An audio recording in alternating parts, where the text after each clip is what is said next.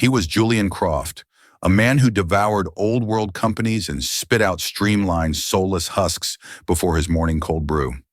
She was Clara, a waitress navigating the sterile landscape of a restaurant that valued aesthetics over appetite. When he sneered at her in front of a room full of hushed patrons, "You're obsolete. You're nothing." The air itself seemed to freeze. They expected her to shatter. They expected her to be dismissed. But they didn't know that Julian Croft, the predatory tech king of the West Coast, had just insulted the eyes and ears of the one man on Earth who owned his entire empire. He just didn't know it yet. The Air and Aperture, a restaurant less about food and more about the philosophy of minimalism, was chilled to a precise 68 degrees. It smelled of nothing, which was the point. The decor was a study in white, gray, and glass, a gallery where the patrons were the art. The soft, rhythmic clicks from the open kitchen were meant to be the only sound, a metronome of culinary precision. And for the last 3 weeks, Clara Bellwether had been an invisible cog in that silent machine.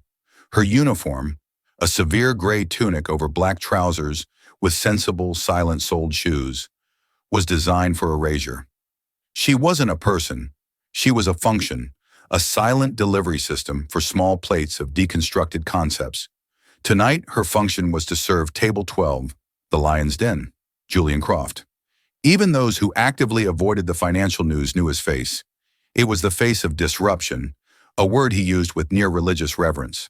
At 38, he was the CEO and founder of Chimera Innovations, a venture capital firm that specialized in acquiring legacy businesses and optimizing them, which was a sterile euphemism for gutting them.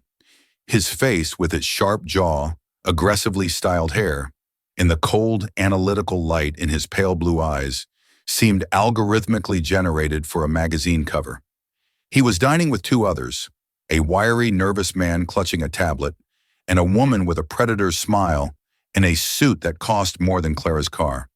They radiated an aura of restless, caffeinated power that made the hushed atmosphere of Aperture feel suddenly fragile. "This foam is inconsistent," Croft stated, his voice a low, declarative hum that cut through the restaurant's engineered silence. He nudged a small bowl containing a puff of what the menu called essence of oyster back toward Clara with his index finger. "The aeration is off by at least 5% from the last time I was here. Tell the chef his standards are slipping." Clara maintained the serene, neutral expression that was part of the uniform.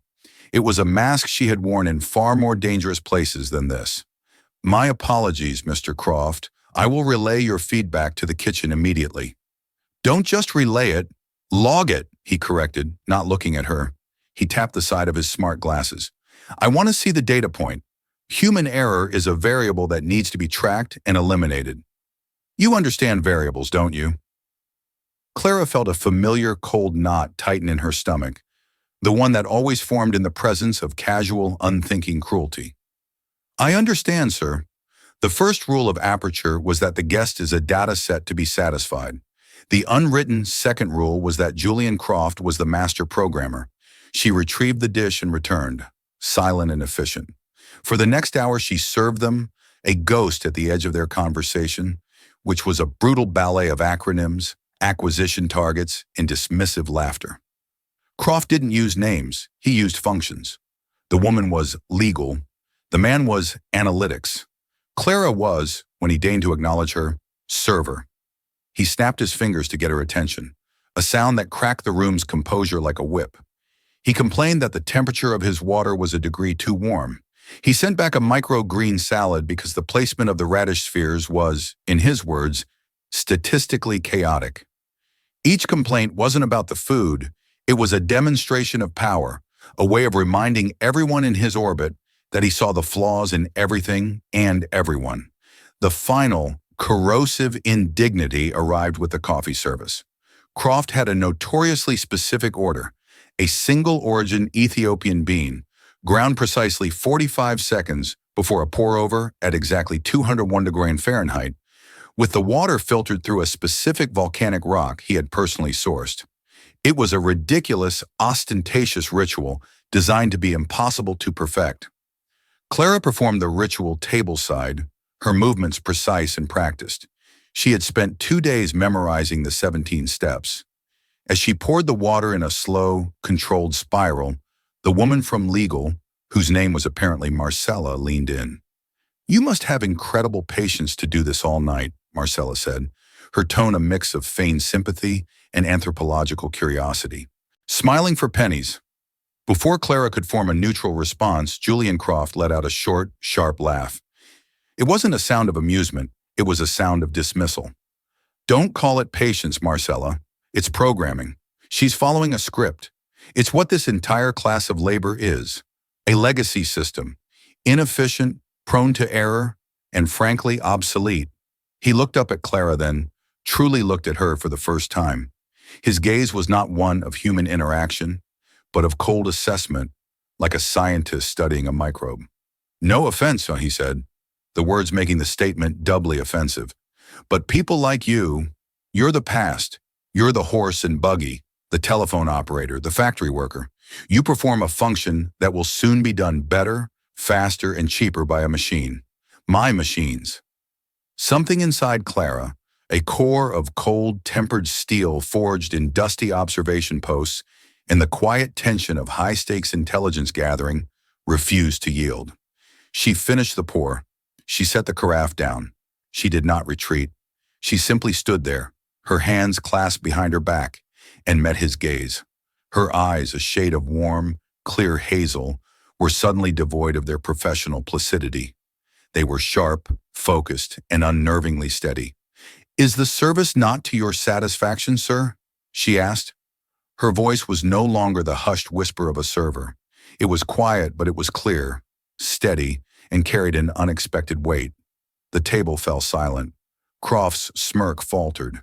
He was accustomed to being looked at, but he was not used to being seen. Not like this. Not by the help. "What did you say?" he asked, his tone laced with disbelief. "I asked," Clara repeated, her voice perfectly even, "if there was a problem with the service, or if the problem is that you require an audience for your philosophy." The entire restaurant seemed to hold its breath. Marcella's eyes widened. The man from analytics looked like he might physically glitch. Julian Croft pushed his chair back, the movement a sudden, violent screech against the polished concrete floor. He stood, his lean frame radiating a furious energy. He wasn't a large man, but his arrogance filled the space. "I could buy this building and have it converted into a server farm by next Tuesday," he seethed, his voice a low, dangerous hiss. "I could have you fired, blacklisted, and ensure you never work in a service job in this state again. Do you have any idea who I am?" "Yes, sir, you're Mr. Croft." "And what are you?" he spat, jabbing a finger in her direction, not quite touching her, but violating her space all the same. "You're a uniform, an apron, a relic performing a task. You are obsolete. You are nothing." The word nothing echoed in the stark, minimalist room. Diners at other tables were frozen, their forks hovering. The manager, a perpetually anxious man named David, was already gliding across the floor, his face a pale mask of terror. Clara didn't flinch. She didn't look away. She didn't even seem angry. A strange, unnerving calm settled over her features. And then she smiled. It was a small, almost imperceptible smile, one that didn't touch her eyes but held a universe of secrets. It was the smile of someone who knew the final variable in an equation he couldn't even see. She tilted her head slightly. "A watchmaker's hands are never obsolete, Mr. Croft," she said, her voice so low it was almost a whisper, meant only for him. "Especially not when they know how to wind a Stannard." Croft stared, his billion-dollar brain snagging on the complete non-sequitur. Stannard? Stannard and Sons was the name of the ancient, failing watch company he'd just acquired 6 months ago. The crown jewel he was about to gut for its patents. The name was not public knowledge. How could she? The absurdity of it broke his rage and replaced it with a sharp, unsettling confusion. What? What are you talking about?" David, the manager, arrived, sputtering. "Mr. Croft, sir, my deepest apologies. Is there an issue? Clara, what have you done?" Croft waved him into silence, his eyes locked on Clara, trying to parse her statement. "You're fired," he snapped, regaining his footing. "David, She's out, now. Get her out of my sight. Of course, Mr. Croft, immediately, David said, his voice trembling. Clara, my office, now. Clara finally broke eye contact with Croft. She looked at David, and her expression softened into one of professional calm. As you wish, David. She turned, not giving Julian Croft another glance, and walked with quiet dignity toward the back of the house, leaving the titan of tech staring after her, the strange, specific sting of her words echoing in his mind. For the first time in years, he felt a prickle of something other than absolute certainty. He felt like he had missed a critical piece of data. The manager's office was a cramped, windowless cube that smelled of burnt coffee and quiet desperation. David was pacing, his hands tugging at his perfectly coiffed hair. Clara, what in God's name were you thinking? He whispered, his voice cracking. That was Julian Croft, not some tourist with a bad Yelp review. He could bankrupt us with a single tweet. He could end me, mine. Clara sat in the single guest chair, her hands resting calmly in her lap. The mask of the server was gone, replaced by a quiet, watchful stillness. He was unprofessional. He was insulting the concept of service itself, David. There is a difference between having standards and using your position to humiliate people. Your job is to absorb the humiliation, David shot back, his fear making him cruel. That's what the tips are for. I have to fire you. You know that. I have no choice. He demanded it.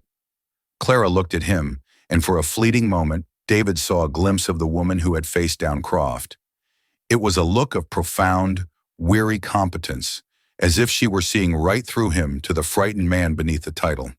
Yes, David, I understand. You have to fire me. I'll make sure you get your full pay for the week, he offered, slumping into his chair, the anger draining out of him, leaving only misery. You were a good employee, always punctual, never complained, learned that ridiculous coffee ritual in 2 days. Why tonight? Why him? Everyone has a line, David, she said softly. He crossed it. She stood, unfastened the gray tunic, and folded it with military precision, placing it on the corner of his desk. Thank you for the opportunity. She walked out the back service entrance into the cool San Francisco night air, the smell of dumpsters and sea salt, a welcome relief from the sterile nothingness of Aperture. The persona of Clara the waitress dissolved like sugar in water. She ignored the cheap prepaid phone in her pocket, the one she used for this life. Instead, she walked 3 blocks, her silent shoes making soft tapping sounds on the pavement, until she reached a nondescript black sedan parked under the shadow of a ginkgo tree. The driver, a large, placid man who looked like he could stop a door with his shoulder, stepped out and opened the rear door. Evening, Ms. Bellwether, he said. Hello, Robert, Clara replied, sliding onto the worn but immaculate leather of the back seat. She leaned her head back, closing her eyes as the car pulled silently into the stream of traffic. The manufactured calm of the waitress was replaced by a bone-deep weariness. This part of the job always drained her the most, not the long hours, but the proximity to men like Croft. From the glove compartment, she retrieved a satellite phone. She dialed a single memorized number. It was answered on the first ring. Not with a hello, but with the dry, slightly raspy voice of a man who spent most of his time with books. Report. The final observation is complete, Arthur, Clara said. Subject Croft is exactly as the profile suggested. Arrogant, narcissistic, and believes human capital is a liability to be eliminated. There was a pause on the other end. Was there an incident? He called me nothing and had me fired, she said flatly. A longer pause, then a dry, rustling sound that might have been a chuckle. Oh dear. And did you, by chance, respond? A ghost of her secret smile returned. I may have mentioned Stannard and Sons. The voice on the other end sighed, a sound like dry leaves skittering across stone. Clara, your flair for the dramatic will be the death of me. It was a calculated risk, she countered. It plants a seed of uncertainty. He's a man who hates variables he can't control. Right now, I am an inexplicable variable. It will distract him. Perhaps, Arthur's voice, conceded. The final board vote on Project Chimera is scheduled for Friday. He's moving to dissolve the Standard Employee Pension Fund and liquidate the physical assets, including the factory. The workshop in Oakland? Clara asked, her voice sharpening. The one with the master watchmakers? The very same. He sees it as prime real estate. The men and women who work there, some for over 40 years, he sees as, what was the word he used? Obsolete. Clara looked out the window as the car crossed the Bay Bridge, the lights of the city glittering like a fallen constellation. He's about to find out what happens when the past you're trying to erase knows how to fight back. The car bypassed the gleaming towers of the financial district and wound its way up into the quiet, old money hills of Pacific Heights. It pulled into the driveway of a stately Victorian mansion, hidden from the street by a formidable stone wall and a century-old grove of cypress trees. This was the home of Arthur Pendleton, 72 years old, the last of the quiet billionaires, and the sole anonymous owner of the Pendleton Group, a private equity firm so discreet it was practically a myth. And the Pendleton Group, after a series of shadow transactions 8 months ago, was the majority shareholder and silent owner of Julian Croft's Chimera Innovations. Arthur Pendleton hated the modern world. He hated its noise, its speed, its obsession with ephemeral data over tangible craft. His study was a sanctuary from it, a room paneled in dark walnut, smelling of old paper, leather, and lemon polish. He sat in a worn Chesterfield armchair, a single lamp illuminating the schematics of a 1950s Standard & Sons chronometer spread on the table before him. He wasn't a businessman by nature. He was an engineer, an inventor. He'd made his fortune in the early days of silicon, creating a patented microprocessing architecture that was still, in some form, in almost every electronic device on the planet. But he'd taken the money and vanished, letting his firm manage his wealth while he pursued his passions: horology, antique books, and the quiet memory of his late wife, Eleanor. Standard & Sons had been her passion. She had rescued the company from bankruptcy 30 years ago, not as a vanity project, but as a preservation effort. She believed in the dignity of skilled labor, in the beauty of a thing made by human hands. The company's ethos was her ethos: quality over quantity, people over profit. When she died, Arthur had wrapped the company in the protective cocoon of his wealth, letting it run as it always had, a living museum of a better time. Then Julian Croft had appeared. Croft's firm, Chimera, had come to the Pendleton Group with a proposal to partner in a new tech fund. Arthur's board, enamored with Croft's Midas touch, had approved it. As part of the deal, to show good faith, they had given Croft's firm management oversight of some of their underperforming assets. Standard & Sons was at the top of that list. It had been a catastrophic mistake. Croft didn't see a legacy. He saw dusty patents to be weaponized and a union workforce to be crushed. Clara entered the study holding a cup of chamomile tea. She had changed into simple slacks and a cashmere sweater. The severe waitress persona shed completely. At 29, she had served 10 years in naval intelligence, specializing in human behavioral analysis. Arthur had hired her 3 years ago, not as a bodyguard, but as his proxy, his liaison to the world he no longer wished to engage with. She was his eyes, his ears, and increasingly, his conscience. "He is worse than we thought, Arthur," she said, setting the tea down. "It's not just business for him, it's a crusade. He truly believes human skill is a flaw." "He is a boy who has only ever played with toys that have an off switch," Arthur said, his voice weary. He picked up a watchmaker's loop, his hand trembling slightly with age. "He cannot comprehend that the value of a standard watch is not in its precision, but in its imperfection, in the knowledge that a human soul guided the tools that made it." "His project Chimera isn't just about automation," Clara continued, her tone urgent. "I had Robert pull the latest SEC filings. He's leveraging the standard patents to secure a separate line of credit for a hostile takeover of a rival tech firm. He's using your wife's legacy as a weapon in his own war." Arthur's face, usually a placid mask of thoughtful wrinkles, tightened. "He is a grave robber. Worse. I spoke to George Abernathy yesterday. George was Standard's master watchmaker, a man who had worked at the company for 52 years. He had started as an apprentice at 16. George said Croft's analysts were in the workshop last week. They weren't documenting process.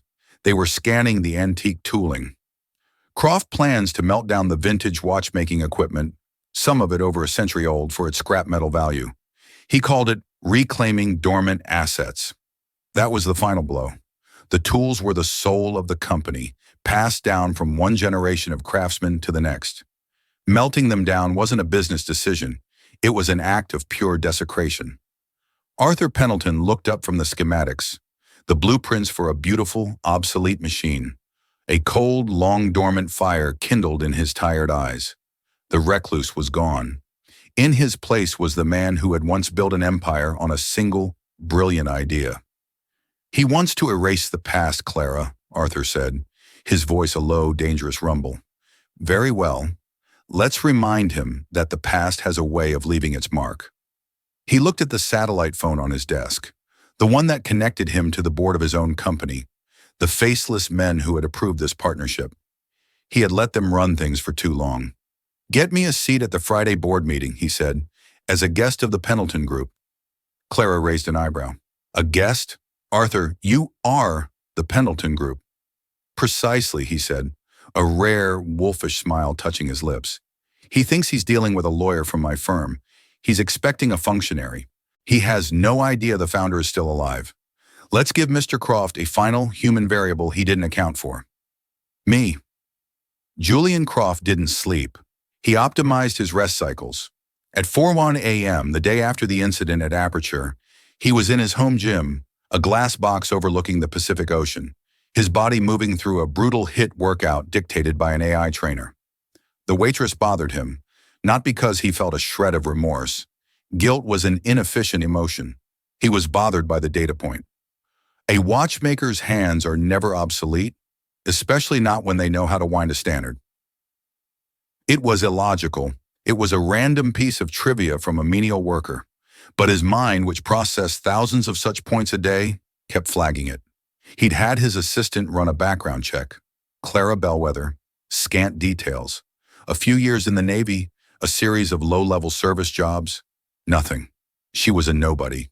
A ghost. It was the smile that haunted him. That quiet, confident smile. It was the smile of someone who knew the outcome of the game before he did. Impossible. He dismissed the thought. It was a distraction. Today was about closing the loop. Friday's vote was a formality. He would absorb Standard & Sons, its patents, its real estate. He would fire the old men tinkering with gears and replace them with clean, efficient 3D printers. He would take a brand synonymous with the past and make it a symbol of the future. A smart watch with the hollow, nostalgic shell of a Standard case. It was brilliant. His assistant, a terrified young man named Ben, shimmered into existence on the gym's smart wall. "Mr. Croft, sorry to interrupt. A call from Arthur Pendleton's office." Croft paused his workout. Pendleton, the mythical founder of his primary investor. The man was a ghost, hadn't been seen in public in 15 years. Croft dealt with his chief counsel, a stuffy old lawyer named Davies. "Put him through." Davies' face appeared, looking more anxious than usual. "Julian, a slight, change of plans for the Friday meeting?" "Don't tell me you're getting cold feet, Davies. The numbers are solid. Project Chimera will increase the asset value by 200%. No, nothing of the sort," Davies said quickly. "It's just, we have a guest who will be attending, on behalf of Mr. Pendleton himself." Croft felt a flicker of annoyance. "A guest? Who? Some new analyst?" "Not exactly," Davies said, swallowing. He's a bit old-fashioned. He wanted to observe the proceedings in person. It's Mr. Pendleton's personal request." Croft processed this. A proxy for the old man. Probably some ancient crony sent to rubber stamp the deal. Fine. He could handle an old fool. "Whatever, Davies. As long as his vote is green, he can knit a sweater in the corner for all I care. Just make sure he understands which century we're in." "Quite," Davies said, looking relieved. He also forwarded a name to be added to the visitor list. A Ms. Clara Bellwether. She's to be his aide. The world narrowed to a single point. Bellwether. The waitress. His mind raced, searching for a logical connection and finding none. A coincidence? He didn't believe in them. Was this some kind of ridiculous, low-level corporate espionage? Was she feeding information to Pendleton's people? It was absurd. What information could a waitress possibly have? Fine, Croft said, his voice dangerously smooth. Add her to the list. I look forward to seeing her again. He ended the call, his heart rate, for the first time that morning, spiking into the red zone tracked by his watch. This was no longer just business. This was an anomaly, and Julian Croft's entire life was dedicated to eliminating them. He would find out what this little game was, and he would crush it. He would make sure that by the time he was done, Clara Bellwether would understand the true meaning of the word obsolete. The boardroom of Chimera Innovations was on the 60th floor of a new razor-thin skyscraper that pierced the San Francisco fog. It was Croft's temple, a monument to his philosophy. The room was cold, stark, and dominated by a holographic presentation table. There were no windows, only floor-to-ceiling data screens displaying fluctuating market data in cool blue and green. It was a room designed to make human beings feel small and temporary. Croft was at the head of the table, a master of his universe. His board members, a collection of young, hungry venture capitalists and tech evangelists, were arrayed around him. He was in the middle of his presentation, a dazzling display of data visualizations and projected revenue streams. And so, by sunsetting the legacy workforce and automating the production pipeline, he was saying, his voice resonating with absolute conviction, we transform Stannard & Sons from a break-even nostalgia asset into a high-yield, scalable tech commodity. We are not destroying a company, we are evolving it. We are liberating it from the anchor of its own history. He paused for effect, letting the holographic chart of a hockey stick growth curve hang in the air. This was his closing argument. The vote was a foregone conclusion. Right on cue, the frosted glass door at the end of the room slid open. A junior executive leaned in. Mr. Croft, your 10 a.m. guests from the Pendleton Group are here. Send them in, Croft said, a thin, predatory smile on his face. He sat back in his chair, ready for the final act. The door slid open again. First to enter was Clara Bellwether. She was not in a waitress uniform. She wore a simple, impeccably tailored charcoal gray dress, her hair pulled back in a neat professional chignon. She carried a single leather-bound portfolio. She looked calm, poised, and completely out of place, yet disconcertingly comfortable. Croft's eyes narrowed. He was about to make a sharp remark to put her in her place when the second figure entered behind her. The room's ambient temperature seemed to drop. Julian Croft had expected a lawyer in a suit or a doddering old board member. He did not expect the living legend himself. Arthur Pendleton looked exactly as he did in the last known photos from 15 years ago, only older, more weathered. He wore a simple, slightly rumpled tweed jacket that looked ancient but expensive. He leaned lightly on a simple wooden cane. His eyes, though clouded with age, were sharp and missed nothing. He scanned the room, his gaze sweeping over the young, arrogant faces of the board, and finally landing on Julian Croft. A wave of stunned silence rolled through the room. These were men who worshipped at the altar of disruption, but Arthur Pendleton was a name from the scripture itself. He was old-school tech royalty, a foundational myth. Mr. Pendleton, Croft said, recovering first, standing out of pure reflex, this is an unexpected honor. We weren't aware you would be joining us personally. Arthur walked slowly into the room, Clara a silent step behind him. He ignored Croft's outstretched hand. I find, Arthur said, his voice a dry rasp that still commanded attention, that some things require a personal touch. Your presentation is very sleek, Mr. Croft. A great deal of light. I'm here to provide a little heat. He took a seat at the far end of the table, a position of observation, not participation. Clara sat beside him, opening her portfolio. Please continue, Arthur said, gesturing with a wrinkled hand. You were just getting to the P. The silence that followed Arthur's entrance was not empty. It was a heavy, suffocating vacuum, sucking the air and arrogance from the room.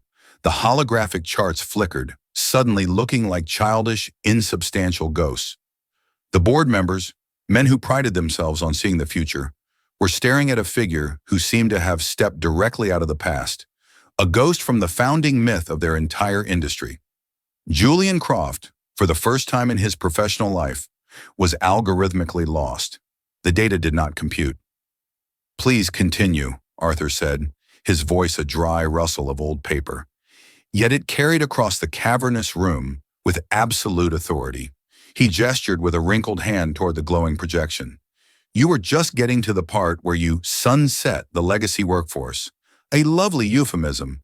It sounds so gentle, like a peaceful retirement into a golden twilight. Do tell us about the sunset you have planned for George Abernathy. He's 68. He started as an apprentice at Stannard when he was 16. 52 years. How bright will his particular sunset be? Croft's mind, a machine built for rapid calculation, was sputtering. He tried to reboot, to fall back on his programming. The market dictates efficiency.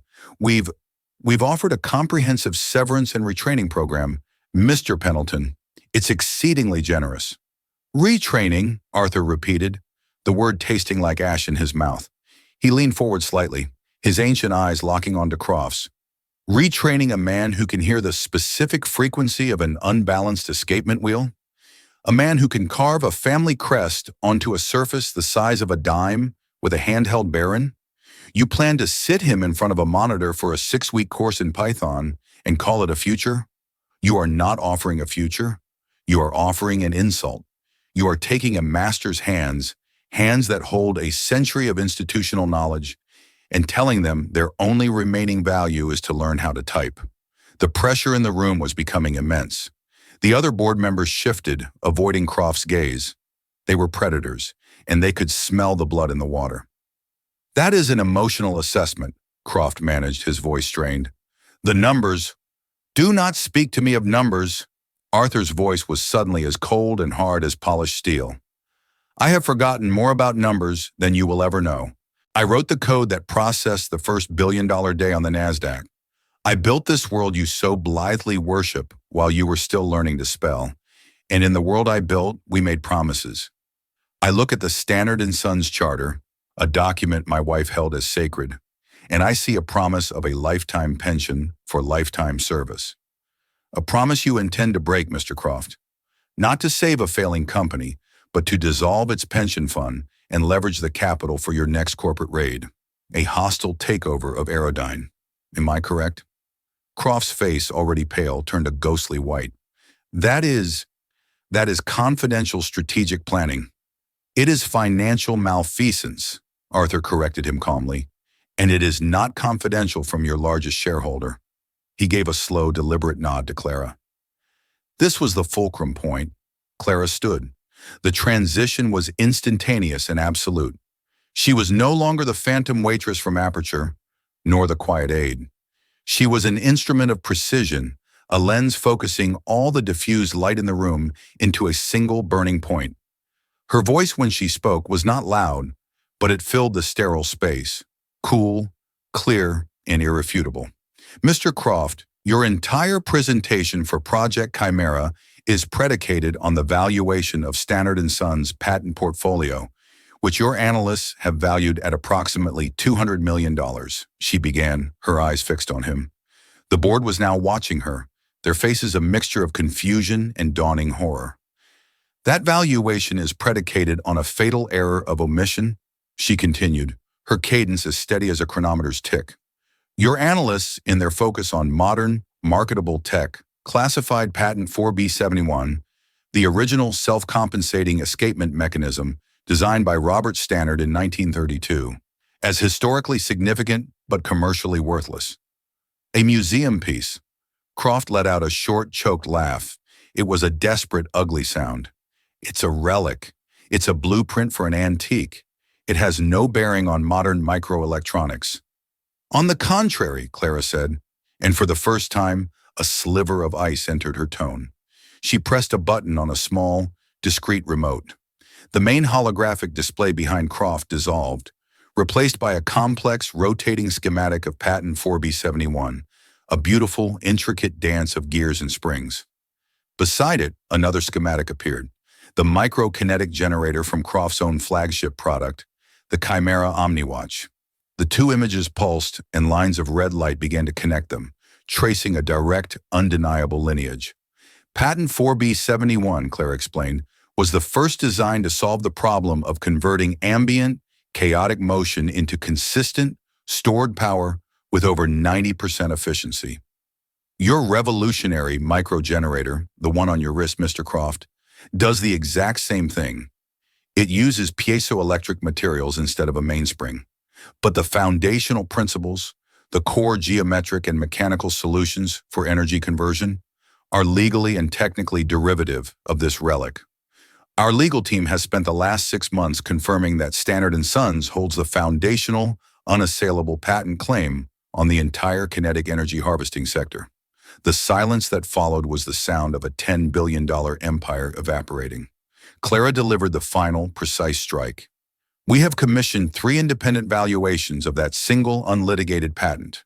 The most conservative estimate is not 0, but $1.5 billion, a fact you failed to disclose to this board when you argued for the company's dissolution, a fact you certainly failed to disclose to the banks from which you secured $900 million in loans using the standard portfolio as collateral, which under Federal Statute 18, Section 1344, is bank fraud.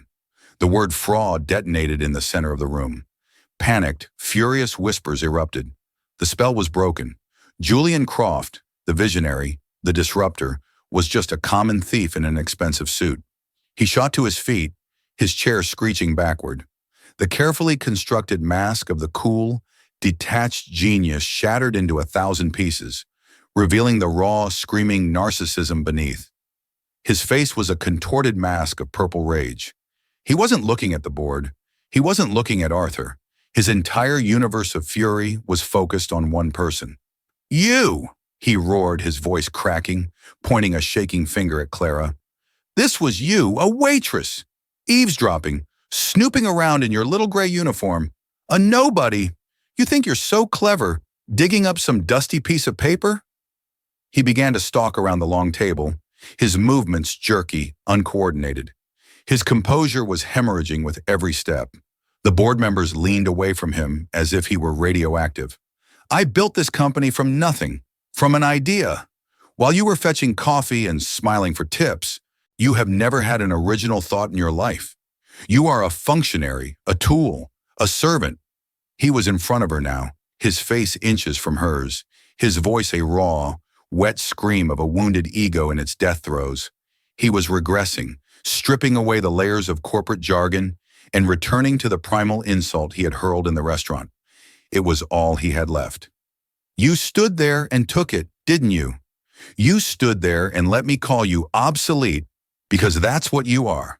A ghost in the machine, a relic.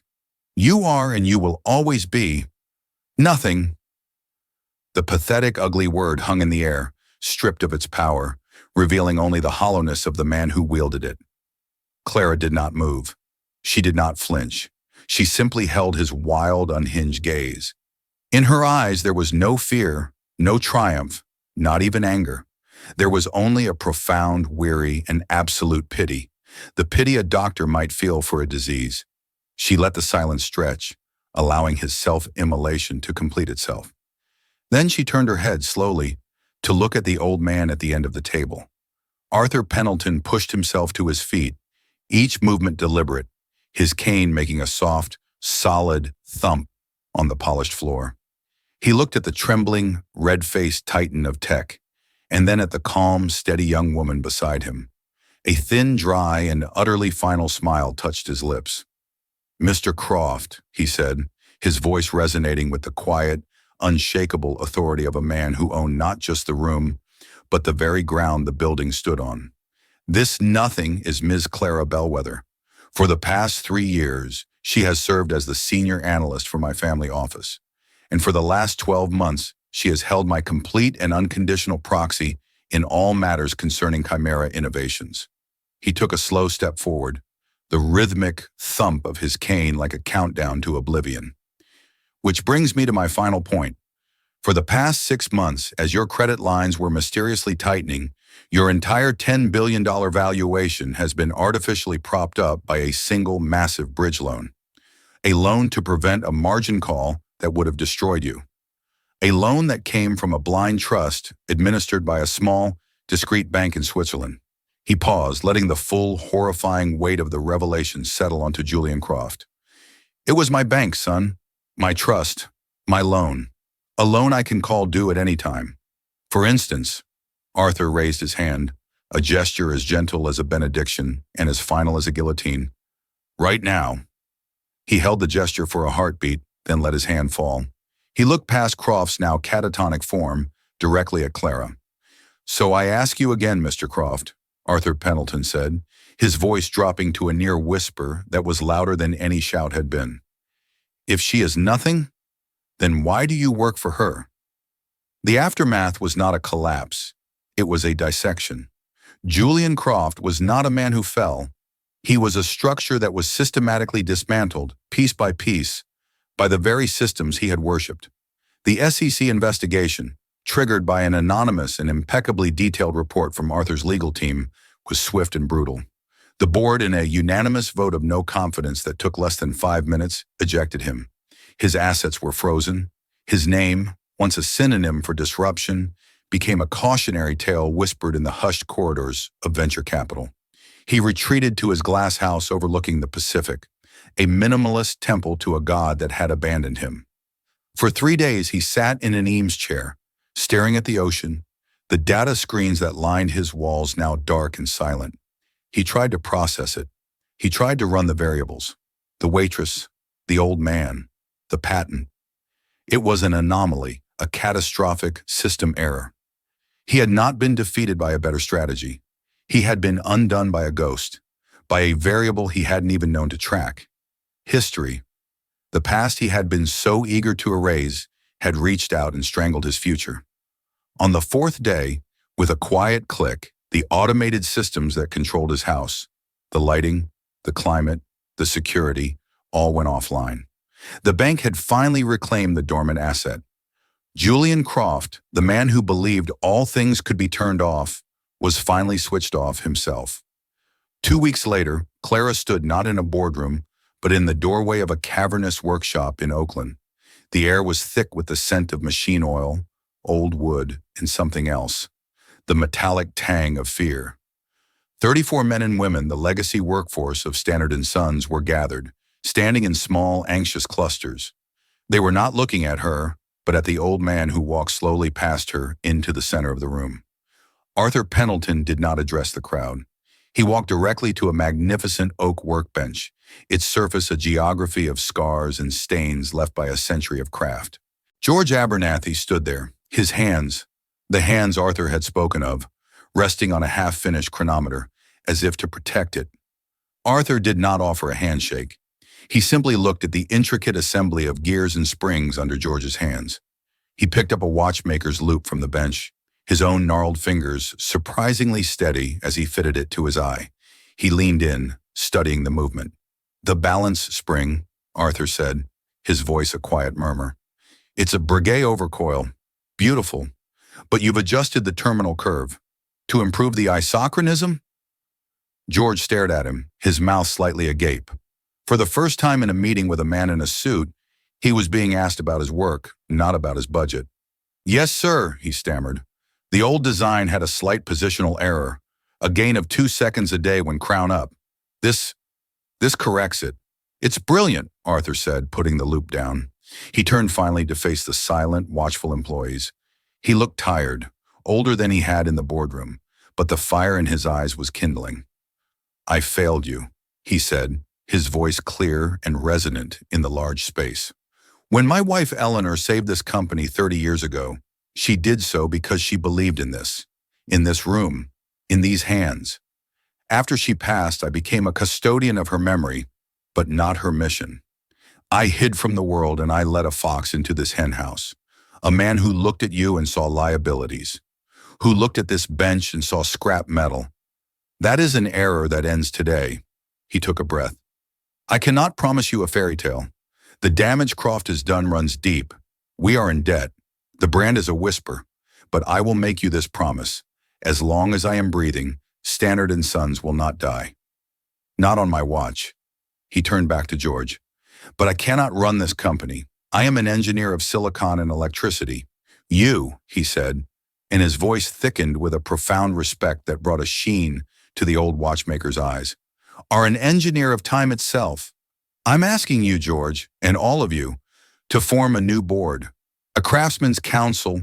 You will tell me what you need. You will set the standards. You will decide what we make and how we make it. I will provide the capital. You will provide the soul. We will not rebuild this company as a relic. We will rebuild it as a testament to the fact that the human hand is not obsolete, that a life's work matters, that you matter. It was not a speech that was met with applause. It was met with something far more profound, a slow, collective release of breath. Shoulders that had been stooped for years began to straighten. Eyes that had been downcast with uncertainty lifted, meeting each other across the room in shared, fragile hope. 18 months later, Clara stood with Arthur on a newly constructed mezzanine overlooking the workshop floor. The sounds were different now. The familiar, meticulous clicks and whirs of the old tools were still there, but they were interwoven with the energetic chatter of young voices. The Craftsmen's Council had, as its first act, established an apprenticeship program, taking on 10 young people from the community to learn the trade from the masters. The air still smelled of oil and wood, but now it was also mingled with the scent of fresh coffee and possibility. Arthur, looking 10 years younger and no longer leaning on his cane, was holding a new watch.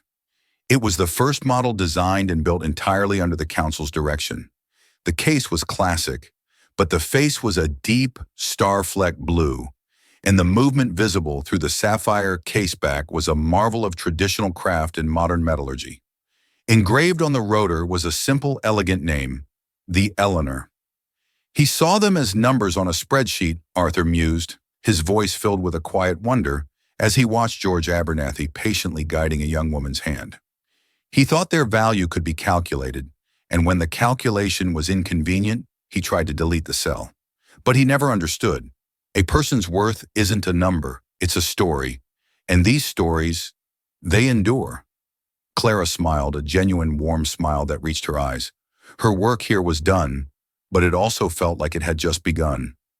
Her phone vibrated with a discreet message from Robert, her driver and logistics man. It was not a new assignment, but an update. A pension fund for a shuttered textile mill in North Carolina, long thought worthless, had been traced back to a series of shell corporations owned by one of the Pendleton Group's more aggressive junior partners. An old promise was waiting to be kept. The work was never done. The world would always produce its Julian Crofts, men of hollow ambition who saw people as variables to be optimized or eliminated. But it would also have its Arthurs and its George, and she realized it would have its Claras. The quiet, watchful people who moved between the worlds, who understood that true power wasn't in disruption, but in preservation.